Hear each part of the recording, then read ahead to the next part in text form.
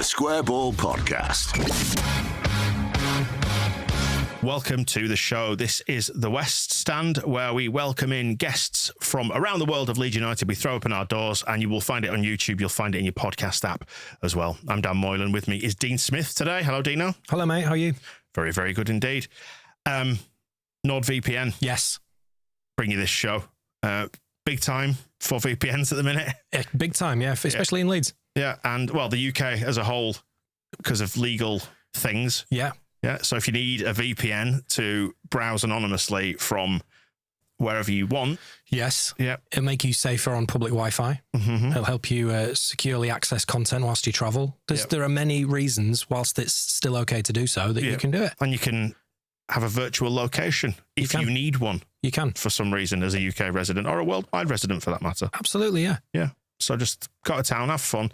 It's nice and cheap, good quality stuff, up to 10 devices at once, the fastest VPN in the world.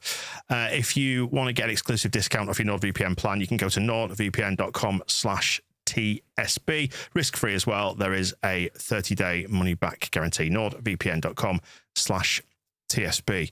All right then, Beren Cross from The Athletic, our guest for today, back from Germany and back from mopping up a puddle of tears about Igor Paixão.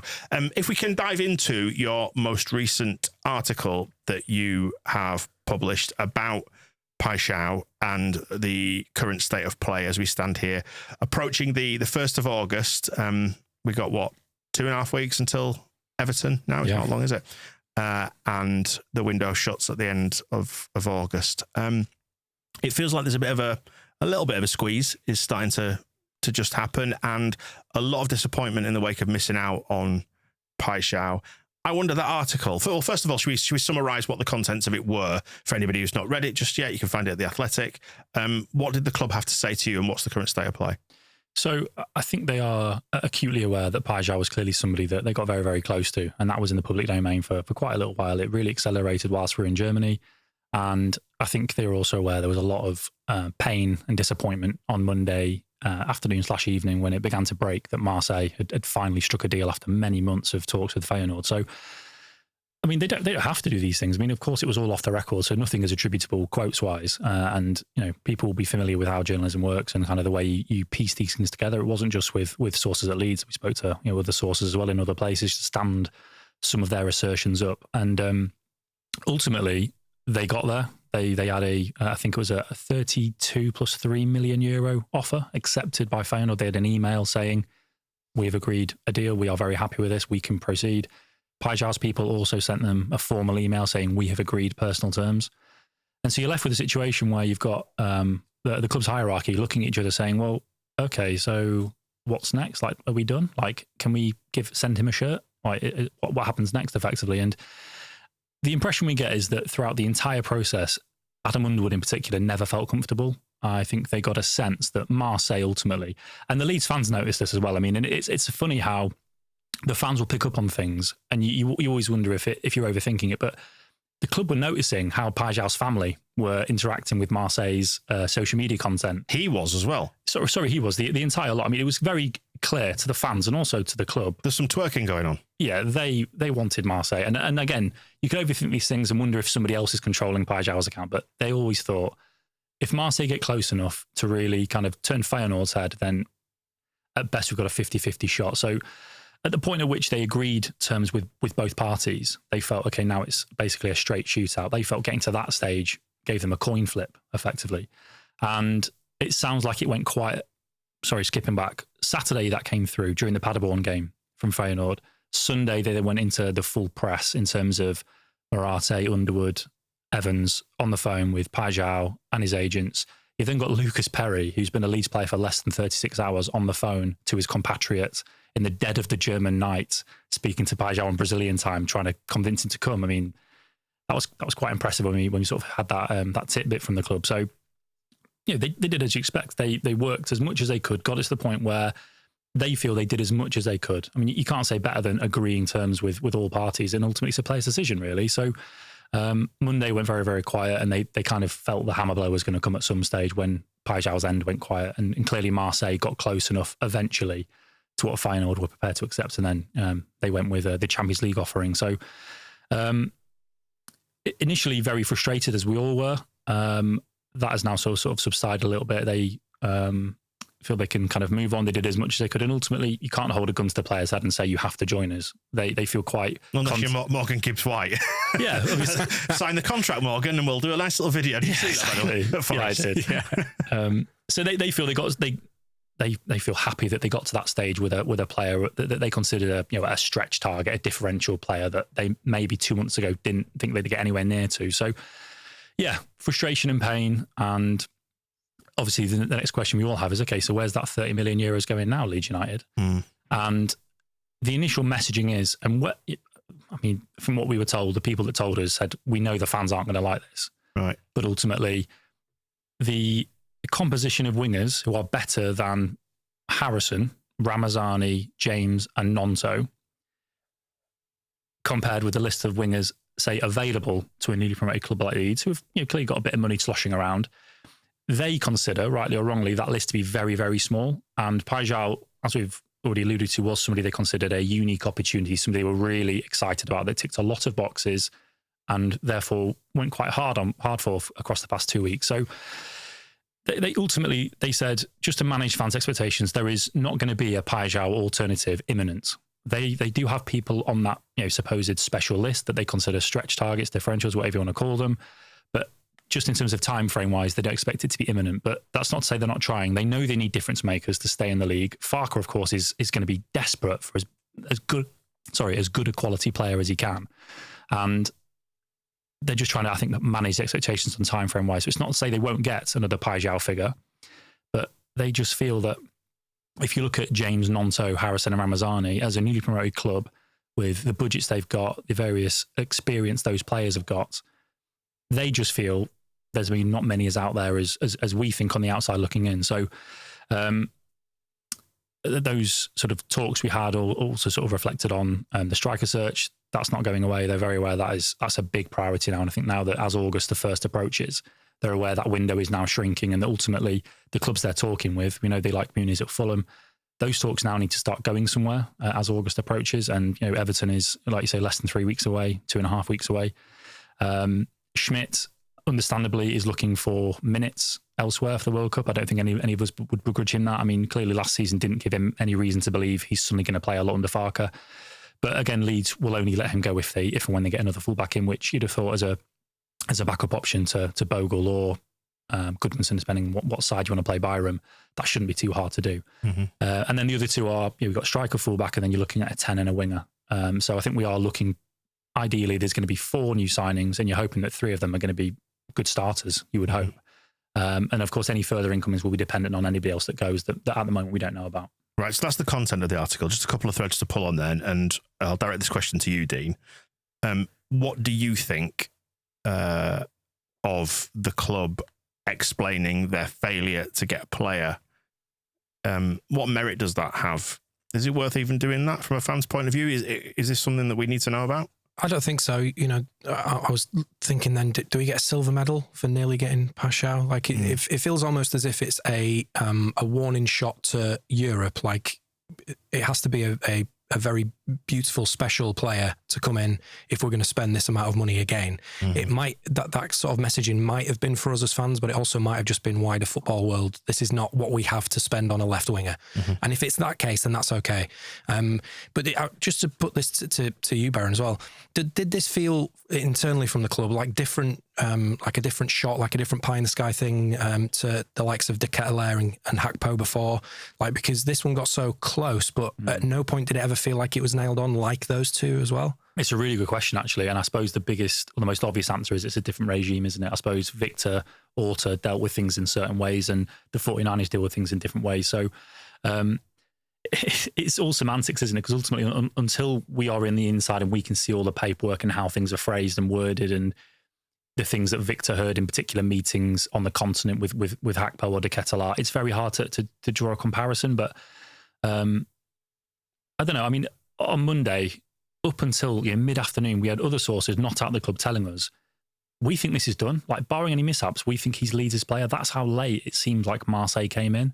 And I know exactly what you mean. Leeds don't care about having a silver medal. I mean, I put a question back to you two. Whilst you're not that bothered about the explanation, given how painful Monday was, did you want any kind of explanation, or were you happy just to move on not knowing why it failed? Did you not want any kind of grasp of how close Leeds got? Because until the pieces came out this week, everybody was trying to join dots and guess maybe what exactly happened. It just reminds me a little bit of the Bullseye, where they bring out the speedboat. Oh, here's a look at what you could have won. Yeah. And they bring out the speedboat.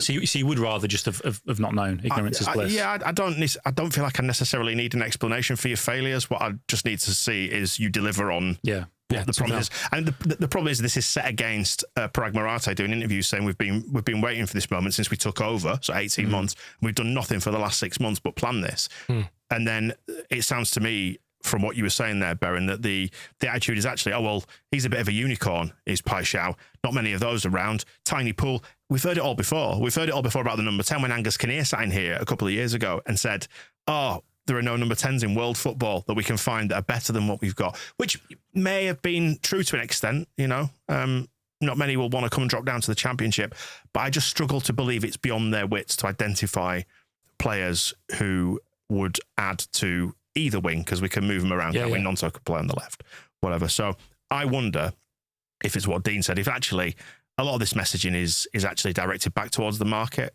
rather than the fans necessarily. These are consciously aware. Because they don't want to, because they've shown their hand with the money. Yeah, absolutely. I mean, that's always the perils of a deal like this. And of course, they were never going to say no to a deal like that just because of the risk it might not come through. I'm sure as fans, you would want them to take a swing at players like that, even if they don't get it. I mean, it's... Do you know you get fans over that, though? You get fans over that by signing somebody else. Yeah. By signing somebody else. Yeah, completely. It doesn't have to necessarily have to be the Paixão equivalent. Just move on and show that you are... Because what we're seeing is a very high-profile failure, of which we've seen plenty before. So it just feels like we're going back around the same track again. No, I mean, it has only been 3 days, hasn't it, as well? I mean, nobody's expecting another Paixão within the space of 3 days. I think... But then they've briefed you and spoken to you and actually started trying to dampen expectations. So, which is, as you say, might be for the market because they're consciously aware there have already been there were several links even by Tuesday morning to just random European players for surprisingly 30 million euros. So maybe it is a tactic. Maybe, but also just come back to your question about Monday. Was I disappointed? Did I need answers? Kind of part of me, just on a human level, thought of Paixão and was like, do I want to live in Leeds or do I want to live in the south of France and play European football? Leeds. Like, I get it. Leeds. Well, yeah, I do. But does he? Do you know? Yeah. Even with the Rafinha example of a few years ago about where it may take you, you've got a ready-made lifestyle there. I understand it. It doesn't make me... Doesn't make me not feel sad about the idea this footballer's not going to play with us. Just on a slightly different question then as well. You're talking about timescale and things happening behind the scenes there as well. Will there have been ongoing searches for these unicorns whilst we were in pursuit of Paixão, or did it get to the point where we were like, this is all of our eggs need to be in this basket now? Honestly, I don't know. I mean, that's quite it's a very natural but very specific question. Yeah. I mean, I don't know the answer to, but my assumption would be yes. I mean, you would assume they've got a fairly well-stocked recruitment department. Yes, they've only got 3 or 4 sort of key decision makers at the top, but things will have been bubbling on in the background. It's not like Paixão is going to dominate every hour, every waking hour of their days. So I think, again, we just have to, in the immediacy of it, and of course with the immediacy of the piece, which is why I mentioned it, Dan, it's natural to reflect on it and think about what's next. But I guess what they would say, and I guess what you'd say, is none of this really matters until next May. And in the piece, you might have, I think one of my final lines in the piece was ultimately, we don't want next May's reflections to be on that summer star signing they didn't get. So ultimately, react to this now, move on from it. We've all had disappointments in our professional lives. We all know you get knocked back from things and fail to land things, but ultimately go and get something now. Don't just rest with what you've got. Like I say, time will tell. I mean, like I said, they might surprise us next week with something else. It's always the case, isn't it, with football, that you judge and you measure in hindsight. Yeah, of course. As was the case, like with the January window. I remember I ranked it 0 out of 10 for our failure to get somebody to bolster the attack. But I also caveated it at the time by saying it actually might not matter. It might be completely irrelevant. That's just the way that football works. But, I suppose there's no point in us sitting here and even discussing it if we're not going to hold some sort of opinion on it. When it comes to opinions, another, I suppose, aggravating factor in this discussion is Jack Harrison, who, through his choice to leave, which I think is, understandable. Players do it. The video of his mum saying things didn't help matters when she was in the Everton crowd. She was caught on video. He's come back. We haven't seen a mea culpa yet. He hasn't done the Aronson PR offensive yet. Even like his social profiles don't mention that he's a Leeds player. Little things like that will grind the gears of Leeds fans. And we know it's been spoken about. Farke mentioned it, didn't he, when he was in Germany? They told Harrison he'd have to do a little bit of backpedaling to get ingratiated with the fans. I do agree. He's probably a perfectly fine, competent Premier League footballer. But if you look at him statistically, if you put all that to one side, statistically, he doesn't really do anything. And I struggle to agree with the club's line that when it comes to the pool of wingers, there's not better out there. And rightly or wrongly, whether I'm being fair or not, that's the opinion that's held of Jack Harrison. Yeah. No, people don't want him back. No, I agree with you. I mean, of course, the piece is the piece, and the piece isn't my opinion. I'm just obviously reflecting for you guys what we're hearing from the club. We're here to shoot the messenger, Beren. That's what it feels like. No. I am not Leeds United's managing director. It's just because you've spoken to them. You've spoken to the people. No, of course. I'll reflect on that. So I agree with you. I think when it sort of, the noises we're hearing aren't saying these are the 4 wingers and we're going with that. They're just saying at the moment, as it stands.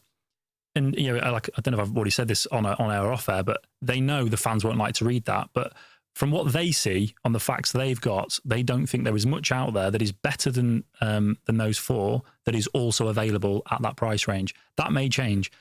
3 or 4 weeks ago, they thought Pajau was no chance, but ultimately the wage demands dropped, came into their range. Marseille were taking forever with Feyenoord, and ultimately they saw an opportunity. So one of those so-called, as you say, unicorn opportunities may materialise again, but no, on Harrison specifically, I completely agree. I think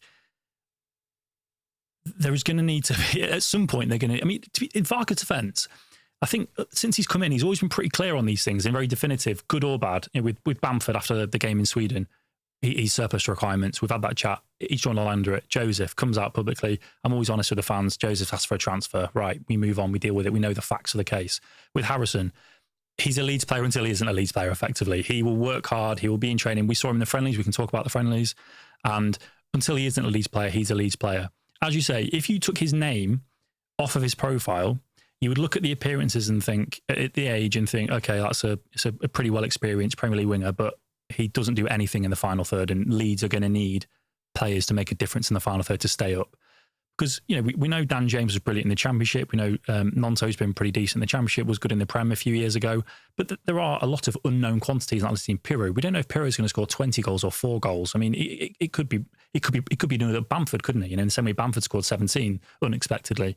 So we don't know. And ultimately, again, Pajau's not been in the Premier League, but you looked at his numbers and thought, wow, he's the business. So they need to get players of that profile, like Amuniz, just to settle things down and make people feel optimistic that Leeds, the defensive additions are in there, and we will probably feel a bit better now about maybe keeping a few more clean sheets than before, but they're going to need to score goals. And the Harrison thing is going to be fascinating how they manage that, and I would trust Farke to be upfront and honest about it. And until we see the mea culpa, as you've said, I would imagine if and when that comes, that's probably the sign where it's like, right, wow, he is staying, and this is the strategy they've had.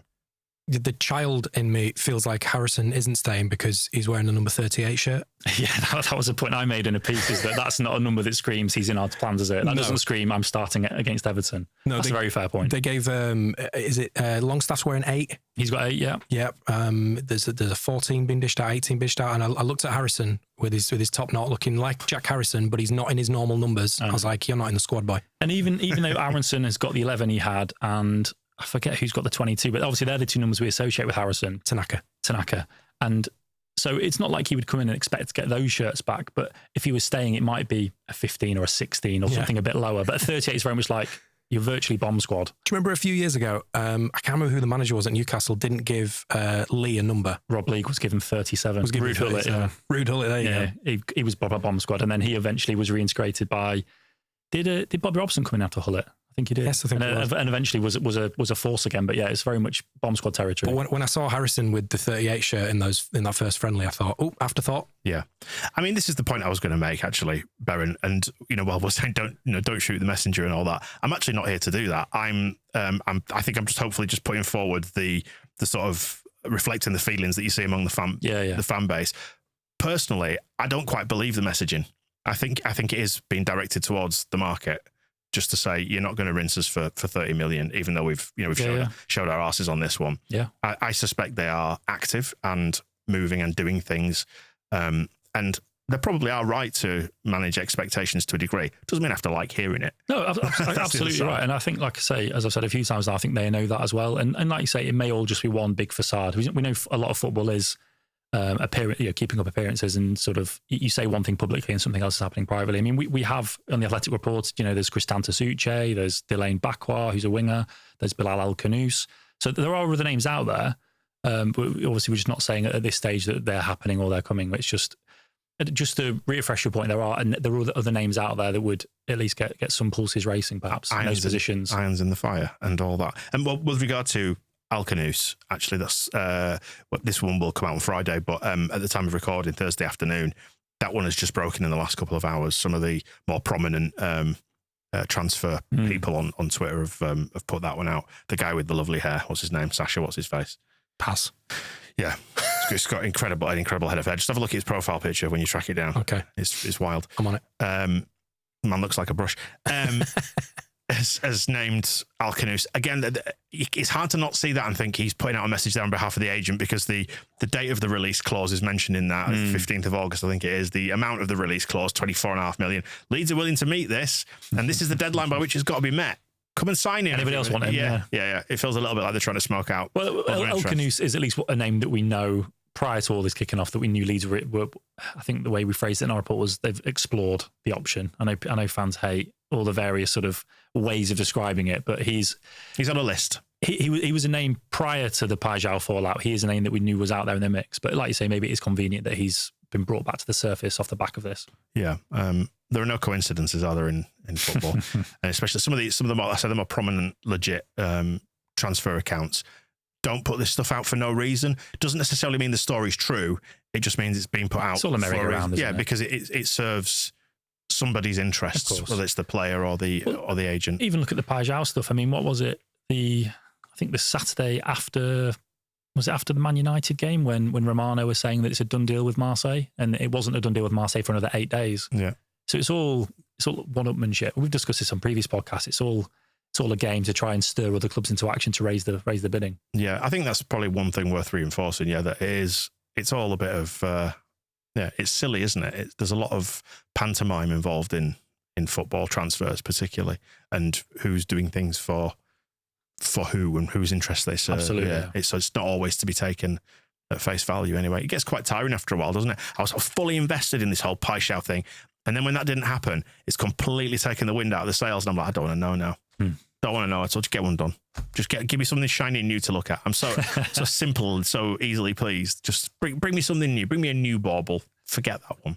You can go to Marseille. Well, just thinking about Germany when you were out there, you talking about the idea of making sure that the club's outward facing persona is correct. Did everything seem happy over there? Everyone was cool. It was really good. I mean, like I say, we didn't get eyes on everything, so we got to see one full day of training on the Monday after Man United, and then we did the games on the Tuesday and Saturday, and we did some evening interviews. I did Longstaff on one of the evenings over there, and yeah, I mean, it serves its purpose, doesn't it? I mean, they're in Germany, they're all living in each other's pockets. Again, the proof will be in the pudding.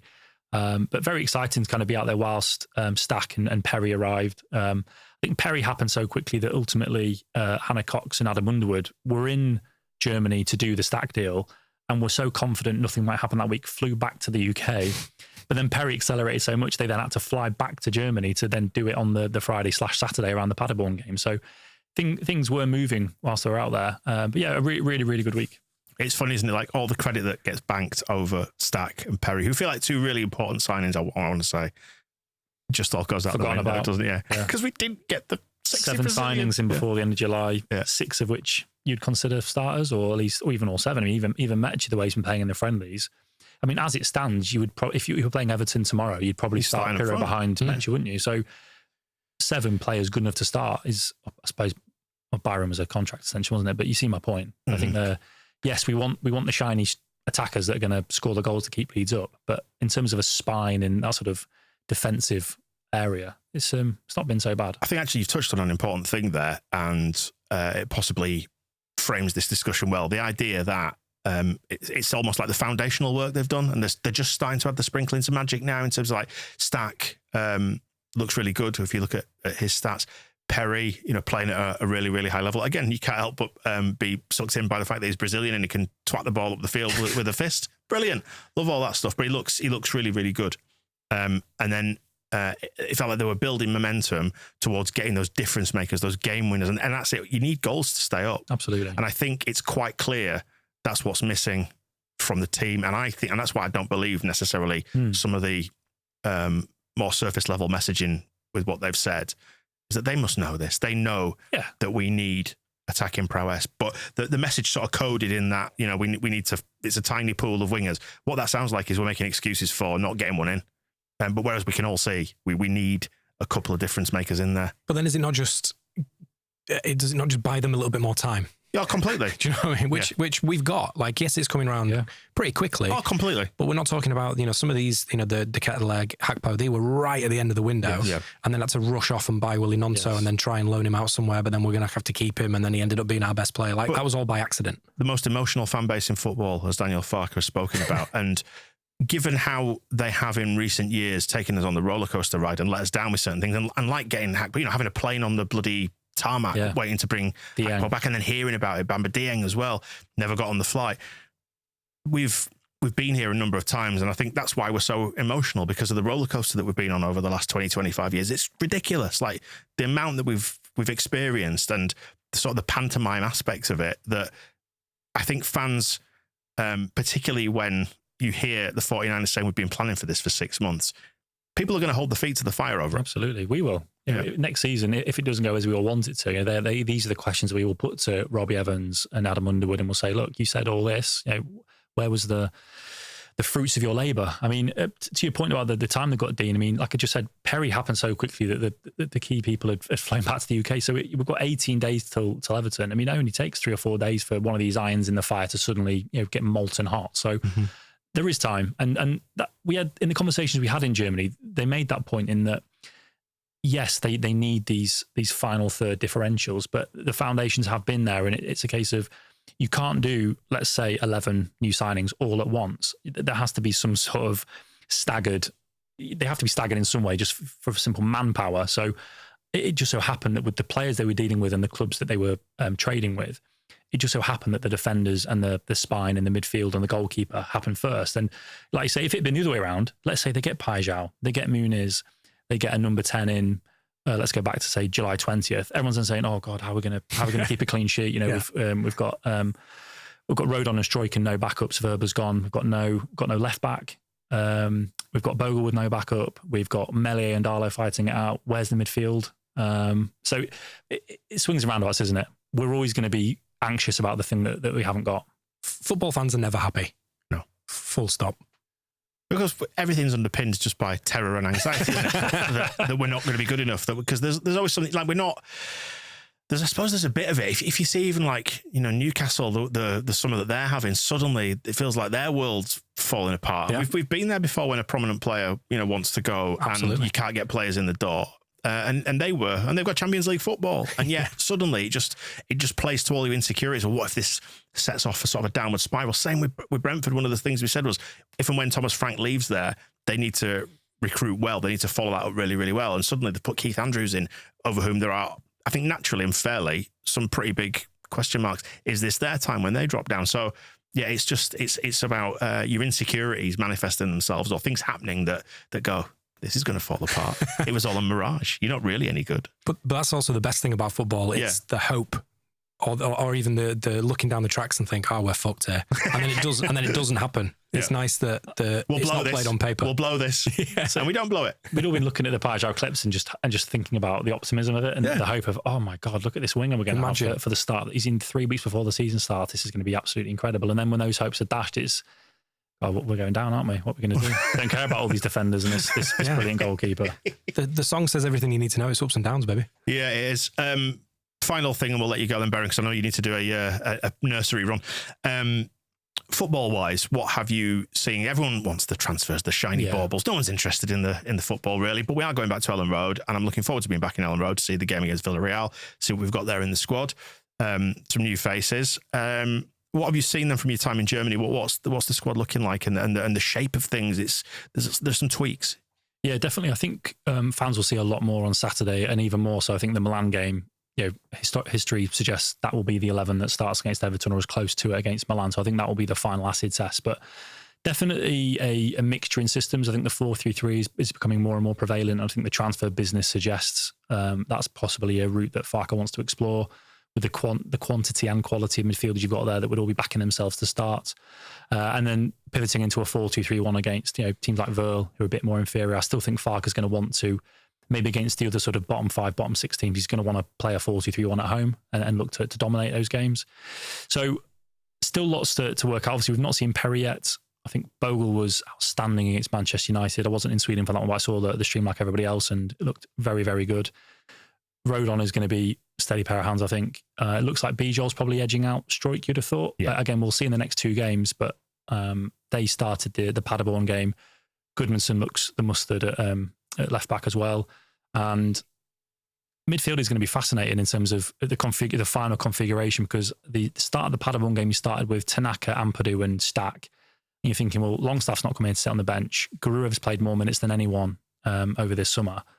So that will be again, it is a squad game, and whilst players might start against Everton, it doesn't mean they're going to start every week, and he's going to need rotation and options. But that does feel quite fascinating. And then up top, I think needs to be a bit more from Dan James. Clearly the jury's out, and no one's drawing conclusions from a game against a third-tier German team, Paderborn on Saturday, Man United. But I want to see a bit more from him in the 4-3-3 system, see whether it suits him. Piro, Metra and Nonto keep scoring. I mean, that's good to see from those 2 Germany games. Again, I'm really fascinated to see what Piro makes of the Premier League and how he fits in. And Nonto, I mean, hopefully Nonto is one of those players that the Premier League maybe does suit him better. And I think the amount of games where Leeds are playing on the counter, what I did like was the double act of Ramazani and Nonto in these games in Germany where they were able to break away. They were so exciting when they were on in a broken field, lots of space to work in, working on instincts rather than having time to overthink things. So work to do. I know it always plays back to transfers, but yes, we need a bit more in attack, I think. We need to stop this episode because I need to get back to Flight Radar anyway. Oh, yeah, of course. And that's my full-time job now. Very busy. What flights have come in. I need to give credit to Matty1969 on Wacko, who has spotted that with regards to El Canoes, that his agency is based in Antwerp in Belgium, and there was a flight into Leeds Bradford Airport yesterday morning from Antwerp. Would you believe? Wow. I think I messaged you yesterday about that, didn't I? Get a real job done? No, I think based on Bornau's partner's Instagram, I think that was their flight from Belgium. Oh, you sick hopes. Oh, here he is again. Although Bornau's agent shoot the messenger again. Bornau's got the same agent as El Canoe, so. Ah, well, you never know. Maybe they came in the same flight. Did they share a flight? Yeah. You heard it here first. No, I'm not saying that definitely happened. All I'm saying is I'm pretty sure Bornau was on that plane. Beren Cross in transfer exclusive. And final one, as we sign off on this, and you don't need to respond to this, but I just want to put this out there. Friday afternoon, there is a flight coming in from Croatia. Just before 4 o'clock. Modric. So the next Modric. You don't have to be the original one. All right. Just bring us the next one. Modric 2. Yeah. All right, Beren, we'll let you get back to your parenting and your day job, and we'll do it again in a couple of weeks. All right. Cheers, lads. See you in a bit. Cheers. The Square Ball Podcast.